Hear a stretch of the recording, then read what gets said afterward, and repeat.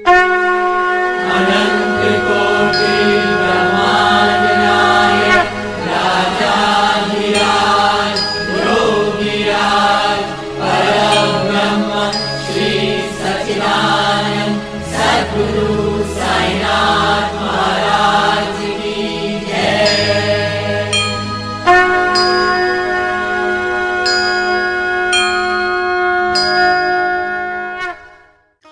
ओम श्री साईनाथाय नमः।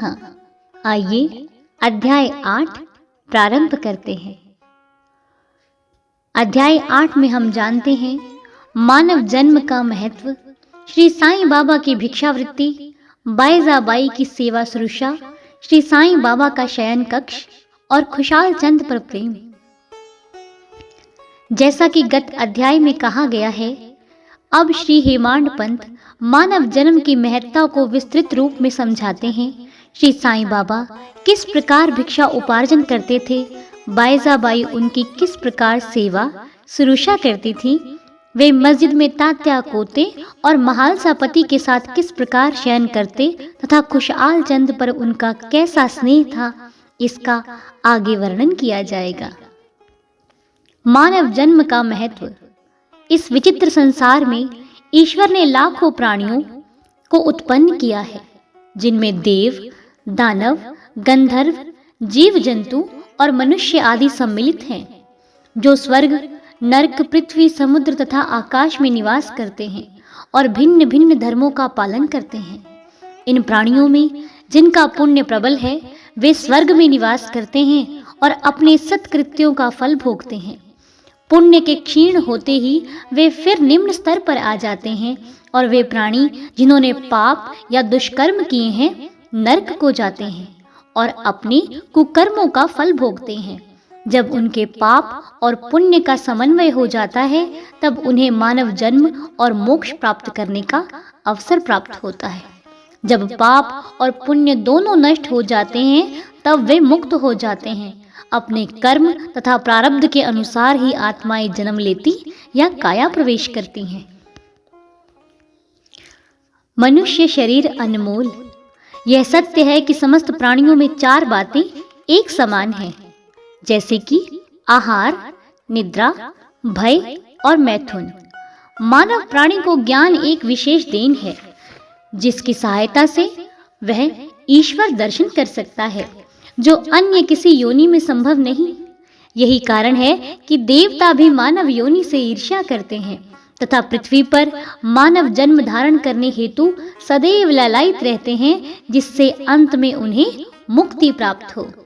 किसी किसी का ऐसा भी मत है कि मानव शरीर अति दोष युक्त है।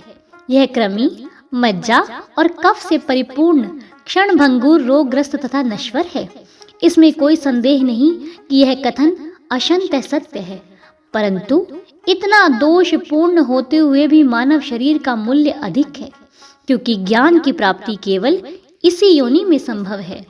मानव शरीर प्राप्त होने पर तो ज्ञात होता है कि यह शरीर नश्वर और विश्व परिवर्तनशील है, और इस प्रकार धारणा कर इंद्रजन्य विषयों को तिलांजलि देकर तथा सत्य असत्य का विवेक कर ईश्वर साक्षात्कार किया जा सकता है।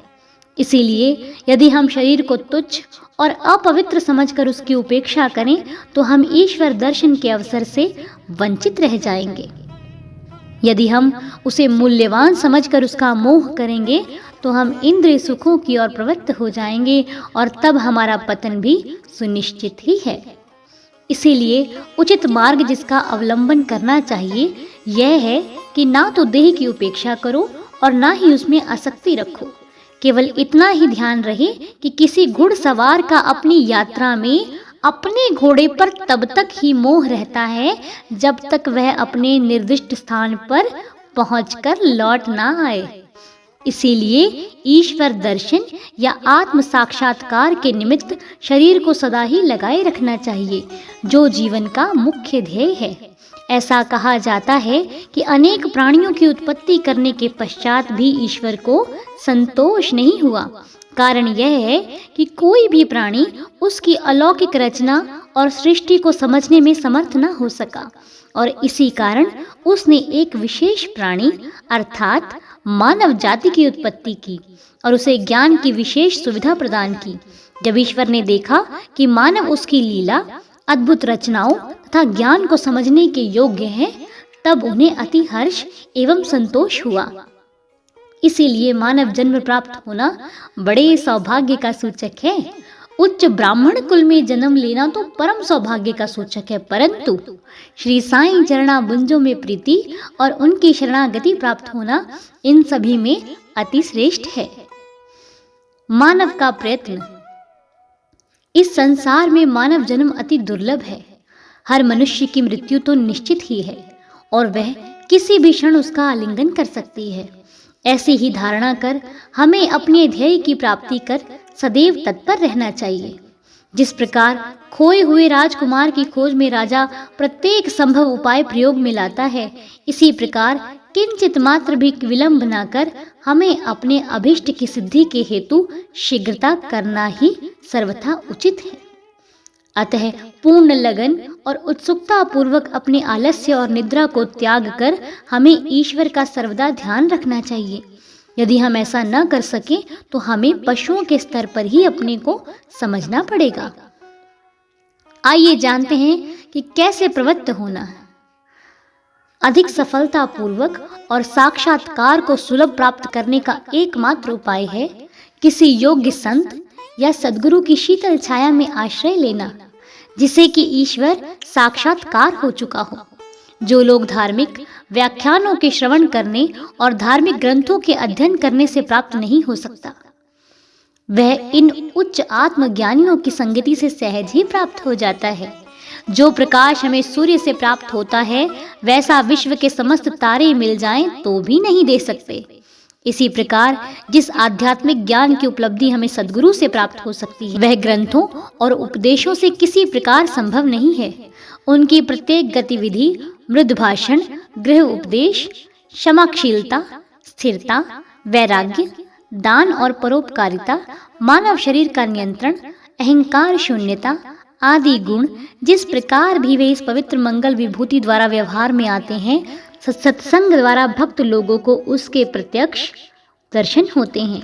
इससे मस्तिष्क की जागृति तथा उत्तरोत्तर आध्यात्मिक उन्नति होती है। श्री साईं बाबा इसी प्रकार के एक संत या सद्गुरु थे। यद्यपि वे ब्राह्मण रूप से एक फकीर का अभिनय करते थे, परंतु वे सदैव आत्मलीन रहते थे। वे समस्त प्राणियों से प्रेम करते थे और उनमें भगवत दर्शन का अनुभव करते थे। सुखों का उनको कोई आकर्षण न था और ना वे आपत्तियों से विचलित होते थे। उनके लिए अमीर और फकीर दोनों ही एक समान थे। जिनकी केवल कृपा से भिखारी भी राजा बन सकता था, वे शिरडी में द्वार द्वार घूमकर भिक्षा उपार्जन किया करते थे। यह कार्य वे इस प्रकार करते थे। आइए जानते हैं। बाबा की भिक्षावृत्ति। शिरडी वासियों के भाग्य की कौन कल्पना कर सकता है कि जिनके द्वार पर परब्रह्म भिक्षुक के रूप में खड़े होकर पुकार करते थे, ओ माई, एक रोटी का टुकड़ा मिले, और उसे प्राप्त करने के लिए अपना हाथ फैलाते थे। एक हाथ में वे सदा टमरेल लिए रहते तथा दूसरे में झोली। कुछ घरों में तो वे प्रतिदिन ही जाते थे और किसी किसी के द्वार पर केवल फेरी ही लगाते थे। वे साग, दूध या छाछ आदि तो 3 पाट में लेते तथा भात व रोटी आदि सूखी वस्तुएं झोले में डाल लेते थे। बाबा की जिह्वा को कोई स्वाद रुचि न थी, क्योंकि उन्होंने उसे अपने वश में कर लिया था। इसीलिए वे भिन्न भिन्न वस्तुओं के स्वाद की चिंता क्यों करते।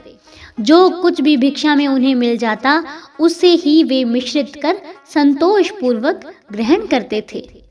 अमुक पदार्थ स्वादिष्ट है या नहीं, बाबा ने इस ओर कभी ध्यान ही नहीं दिया, मानो उनकी जिह्वा में स्वाद बोध ही न हो। वे केवल मध्याह्न तक ही भिक्षा उपार्जन करते थे। यह कार्य बहुत अनियमित था। किसी दिन तो वे छोटी सी फेरी ही लगाते तथा किसी दिन 12 बजे तक। वे एकत्रित भोजन एक कुंडी में डाल देते, जहाँ कुत्ते, बिल्लियाँ, कौवे आदि स्वतंत्रता पूर्वक भोजन करते थे। बाबा ने उन्हें कभी नहीं भगाया। एक स्त्री भी जो मस्जिद में झाड़ू लगाया करती थी, रोटी के 10-12 टुकड़े उठाकर अपने घर ले जाती थी, परंतु किसी ने कभी उसे नहीं रोका। जिन्होंने स्वप्न में भी बिल्लियों और कुत्तों को भी धुतकार कर नहीं भगाया, वे भला निसहाय गरीबों को रोटी के कुछ टुकड़ों को उठाने से क्यों रोकते। ऐसे महान पुरुष का जीवन धन्य है। शिरडी वासी तो पहले उन्हें पागल ही समझते थे और वे शिरडी में इसी नाम से विख्यात भी हो गए थे। जो भिक्षा के कुछ टुकड़ों पर निर्वाह करता हो, भला उसका कोई आदर कैसे करता। परंतु वो तो उदार हृदय, त्यागी और धर्मात्मा थे। यद्यपि वे बाहर से चंचल और अशांत प्रतीत होते थे, परंतु अंतःकरण से दृढ़ और गंभीर थे। उनका मार्ग गहन तथा गूढ़ था। फिर भी ग्राम में कुछ ऐसे श्रद्धावान और सौभाग्यशाली व्यक्ति थे जिन्होंने उन्हें पहचान कर एक महान पुरुष माना। ऐसी ही एक घटना नीचे दी जाती है। बाईजाबाई की सेवा।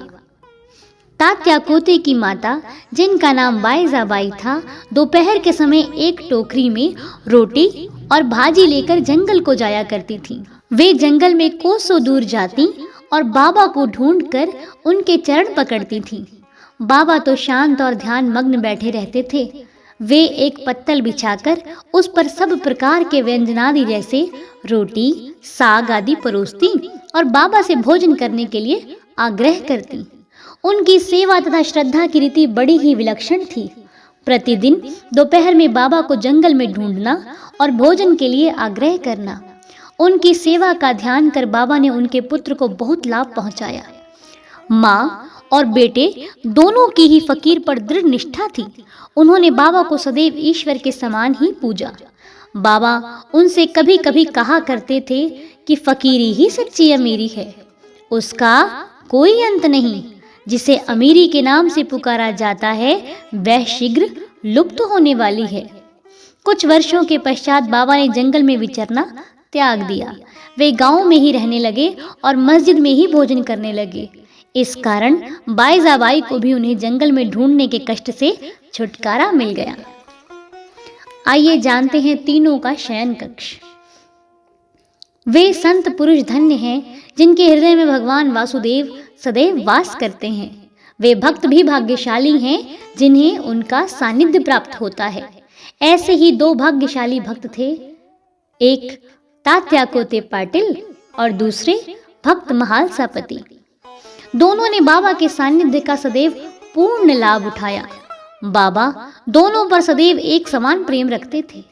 ये तीनों महानुभव मस्जिद में अपने सिर पूर्व, पश्चिम तथा उत्तर की ओर करते और केंद्र में एक दूसरे के पैर से पैर मिलाकर शयन किया करते थे। बिस्तर में लेटे लेटे ही वे आधी रात तक प्रेम पूर्वक वार्तालाप और इधर उधर की चर्चाएं किया करते थे। यदि किसी को भी निद्रा आने लगती तो दूसरा उसे जगा देता था। यदि तात्या खर्राटे लेने लगते तो बाबा शीघ्र ही उठकर उसे हिलाते और सिर पकड़कर जोर से दबाते थे।